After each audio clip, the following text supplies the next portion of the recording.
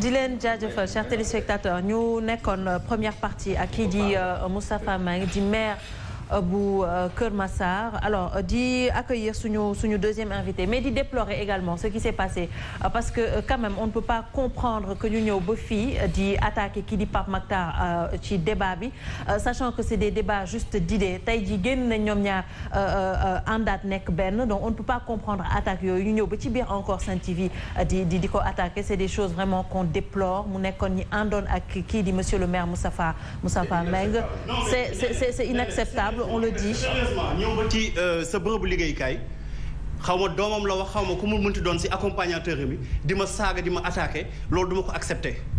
Ils n'ont juste pas compris. Ils n'ont juste pas compris. Tu ne l'acceptes pas. Nous aussi ñu ngi koy déplorer bu baax a baax. C'est un débat du guerre du dara du xeex. C'est juste un débat on donne des idées nit yi dindi idée teg fële wax leneen. C'est juste ça donc il faudrait que peut-être Moustapha Mbengue veille à tout cela vraiment ñu ngi koy déplorer bu baax di la nuyu. également nee nga bu ma la wax professeur. alors leader Alliance démocratique Penco ñu ngi lay jaajëfal bu baax a baax d'avoir accepté notre invitation. C'est un plaisir. alors di yeggali débat bi rek on était ñu ngi doon waxu découpage administratif wala redécoupage encore administratif ñu dégg également ay kaddu yoo xamante ne jëkk nga teg ko ci boobu redécoupage lan lañ ci mën a jàpp. alors en fait dafa bëri d'ailleurs confusion. ci biir wax ji. la première chose mooy je pense que inondation moo amoon Kër Massar. Kër Massar effectivement. président de la République dem Kër Massar mu ne parmi les solutions dafay def d'ailleurs maintenant Kër Massar nekk département. bu fekkente ne da ngay def logique mooy bu Kër Massar nekkoon département avant inondation du fa am parce que bu dul loolu amul sens donc il aurait fallu que mu démontrer ne ñàkk préfet Kër Massar moom moo tax inondation bi am. donc ça veut dire que tey bu ñu nommee préfet bu bees à Kër Massar inondation dootul amati Kër Massar c'est la première chose mais la première confusion. deuxième confusion bi mooy li ñuy wax ne dañuy rapprocher administration bi de l'administré je suis d'accord alors entre ki jógee Kër Moussé di seeti préfet bi nekk Thiès ak ki jógee Kër Massar di fekk si préfet bi nekk à Pikine ñoom ñaar kan moo gën a jege distance ki jógee Diamniadio Sébikotane di seet si préfet bi nekk à Rufisque ak ki jógee Kër Massar di seet si préfet bi nekk fii kan moo gën a jege donc il y a beaucoup de confusion de genre yu ñuy entretenir yoo xamante ne à la limite doo xam après lan lay tekki. la dernière chose mooy ne dañuy wax ñaari yëf yu bokkul. muy lan. nommé département bu bees jotewul dara ak ay communes. bii déconcentration la bokk. bii décentralisation la bokk. donc ñaari jotewuñu dara. techniquement parlant mais on ne sait pas parce que simplement on est en train d'entretenir benn confusion pour peut-être encore des buts yoo xamante ne alors peut-être bu ñu nee ba ci fin bi la ñuy xam lan moo laxasu ci ginnaaw. Vous pensez que c'est purement politique? C'est absolument politique. Je ne pense pas. Je suis sûr que c'est absolument politique. Parce que tey mun nga bàyyi sax Kër Massar bu nekk département nga bàyyi commune yi fa nekk ñu mel la ñu meloon. Ça n'a absolument rien à voir. Rien du tout. Donc idée bu ñuy wax xam nga ce qu'on est en train de dire nit ñi calculer wuñu sax lu nekk ci ginnaaw. nga aujourd'hui boo changer département bu bees c'est Dakar année prochaine. dépense bu bees la pour les professeurs jàngalekat yi parents d'élèves yi parce qu'il faut changer tous les livres de géographie il faut le savoir il faudra changer tous les livres de géographie quand on crée le département de Guédiawaye j'étais député à l'Assemblée nationale donc en 2000 j'étais là-bas donc j'étais dans la commission des lois xam naa il faut changer après tous les kii de géographie parce que fu ñu wax ne Dakar 4 départements am Sénégal lëm la kii il faut le changer maintenant Dakar 5 départements la am donc il faut vraiment mesurer enjeux yi nekk ci ginnaaw. Quand on l'a fait, seetaat leen la vidéo de Macky Sall. Quand Abdoulaye Wade a créé ses départements avec les 60 communes créées ak yooyu lui-même il avait dénoncé ça et c'est ça qu'il nous faut nous autres hommes politiques ñu jàng c'est-à-dire que il faut que tey Moussa Tine lu muy capable nekk tey di ko wax bu nekkee ci opposition il faut que mu mën a am le même discours le jour où mu arrivé au pouvoir. La constance. La dernière chose maintenant que je voudrais dire gis nga ce qu'il y a de plus dangereux dans ce qu'on est en train de dire, c'est argumentaire bi ñuy teg. On est en train de casser l'idée de l'unité nationale. C'est-à-dire? Il faut ñu bàyyi yenn affaire yu ñuy jiital ginnaaw suba Diamniadio va se lever dire que man tey léegi man maa am sphère ministérielle maa am lii maay Carrefour dama am bëgg département par rapport à Rufisque xam nga ko mën a wax ne doo ko am. Mbour va se lever demain na ñoom dañoo soxla Thiès nañ leen def région ñoom tamit. Il faut qu'on arrête cette façon de réfléchir. Nekkuñu ci ab pays de quelqu'un bu dëkk Kër Massar qui est distinct de ku dëkk fële comme disait Samba Diallo aussi Cheikh Hamidou Kandana je suis pas un dialébé il n'existe pas un dialébé distinct d'un pays des dialébés distincts c'est ça la vérité c'est pas ça bu ñu nekk di créer ay réflexes de territorialité gis nga dafa dem ba yàq léegi réew mi da ngay gis tey suba kenn ku ñëw taxaw si benn kii non ñoom fii seen dëkk la on a oublié que en fait dëkkaan yi ay gox nga xam la il y a quelque chose de fondamental bu ñuy lié c'est la nation sénégalaise et le fait de dire que lii éloignement la gis nga écoutez tout le problème de la Casamance c'est cette idée là moo ko indi arrêtons de parler d'éloignement nous sommes dans un état dans une nation man ak diw kii séeréer la man joolaa la kii lili la. Mais est-ce qu'on peut le prendre dans ce sens? Est-ce que tey jii c'est pas plus dans un souci de développement qu'autre chose? Mais pas du tout parce que c'est ça que je suis en train de dire ça n'a absolument rien à voir regardez même ce qu'on est en train de vous dire développement léegi même dans les communes c'est l'État qui vient intervenir nous avons besoin dégg naa léegi yow laa léegi nga dugg explique Tunisie ils ont changé totalement leur pays du fait du principe de la libre administration des collectivités territoriales l'État prend son argent yóbbu ko collectivité territoriale leen développez-vous à la base c'est comme ça qu'on fait aujourd'hui un pays ñun changé nañu affaire yi dafa dépasser maintenant c'est-à-dire c'est le rapport à l'État même qu'il faut changer gis nga damay dox ak benn exemple vous vous rappelez benn instant le ministre des Finances il y a 2 ans de la santé en France dafa xëy benn jour di def benn campagne de sensibilisation sur le sida mu def ay images choc ay nit ñuy fóonante ay nit ñuy def nii li ko tax si biir dëkk bi des maires ont pris des arrêtés on dit au ministre doo ko tax sama dëkk le ministre n'a jamais affiché là-bas soo ko defoon Sénégal fii ñu ne la yéen vous êtes des démembrements de l'État parce que ici boo nee démembrement de l'État les gens pensent que démembrement de l'exécutif ngay wax ça n'a rien à voir nous sommes arriérés sur les choses le problème de la libre administration des collectivités qui est un principe constitutionnel il faut ñu jox ko gëddëm il faut ñu jox ko dayoom il faut que lu ngeen di wax principe de participation des populations il faut que ñu respecter loolu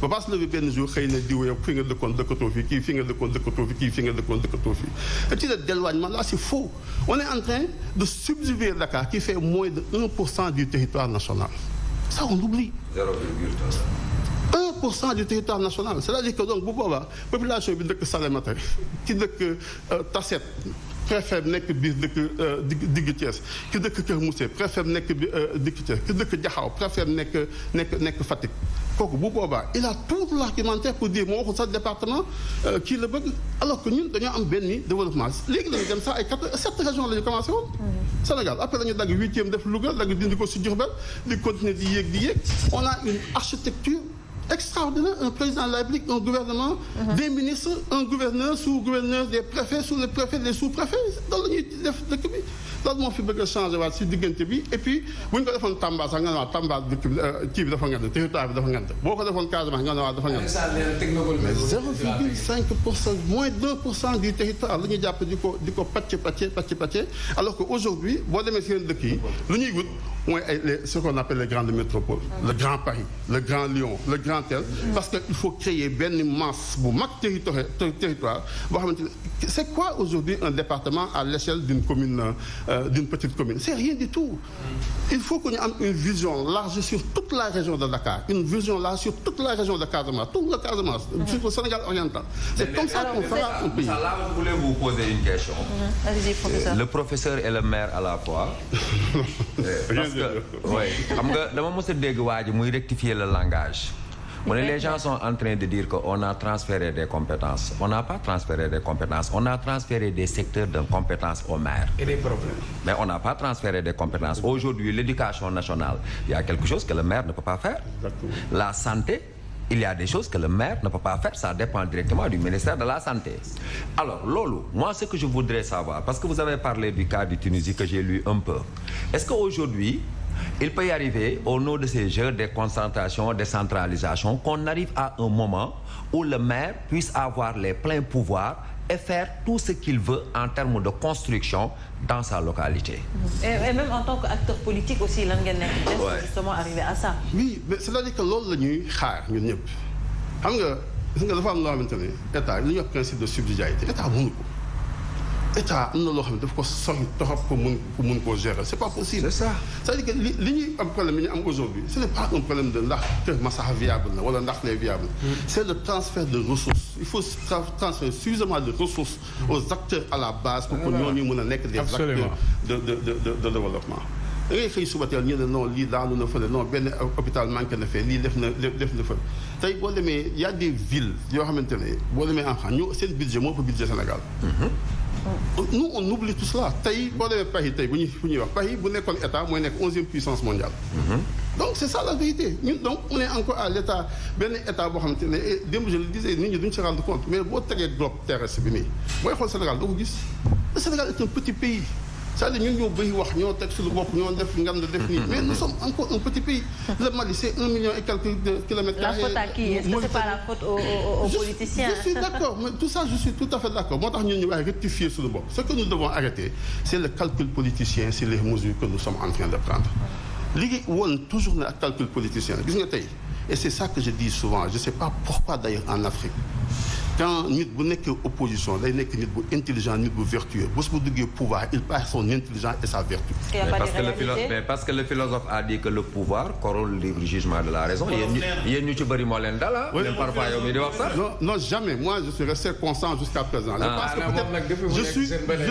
peut-être que dama yeggagul si âge bu ñuy nit di transhumé. peut-être en tout cas je reste encore constant.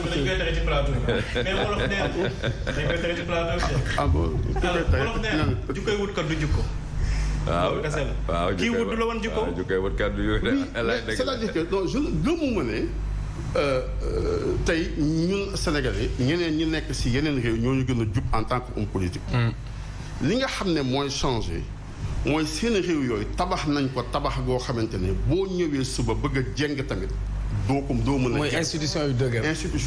non seulement institution yu dëgër mais opinion publique bu dëgër.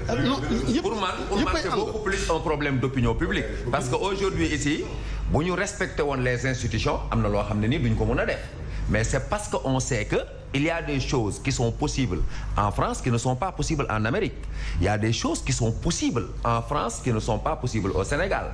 Aujourd'hui au Sénégal il y a des choses qui ne sont plus possibles et qui étaient possibles au temps du Parti socialiste où les maires étaient là jusqu'en 1992 amul woon isoloir les Sénégalais ne savaient même pas que c'était des citoyens on les contrôlait on leur demandait pour man ça n'a jamais été un problème d'institution de texte mais un problème de mentalité et c'est le vrai combat c'est de former une opinion publique qui fait que demain au-dessus justement de ces mentalités. Non, un texte, non, c'est impossible. Un peuple, il tire ses problèmes de ses mentalités et ses solutions de ses mentalités. Ronald Reagan avait l'habitude de dire si nous voulons rester la meilleure puissance, ne regardons pas seulement nos armes, mais regardez les charmes des Américains qui font leur mentalité. La première mentalité, c'est que quand tu débarques en Amérique, tu es chinois, tu es japonais, rapidement ils font de toi un Américain et tu es prêt à tuer ton propre peuple d'origine. Tout est un problème de mentalité. Les recherches ont montré que il y a des facteurs. Le cadre juridique, il est très important. Oui. Les institutions politiques sont très importantes. L'environnement est très important, mais toutes ces choses sont au-dessus d'une mentalité. L'Occident dont on parle aujourd'hui est arrivé là où elle est parce qu'elle a eu Socrate, parce qu'elle a eu une politique religieuse et culturelle qui a formé des citoyens, qui fait qu'aujourd'hui, le citoyen français, vous regardez Macron, il ne voit pas un Dieu comme nous on verrait Macky Sall, il voit tout juste quelqu'un qui est là, qui gère un pays selon des lois parce que la mentalité est là. La mentalité c'est tout dans le monde. D'accord. Alors Omar laata ñuy ñëwaat ci suñu invité pourquoi ñu obliger tout le temps circonscrire lépp lu état di def ci ay relents politiques.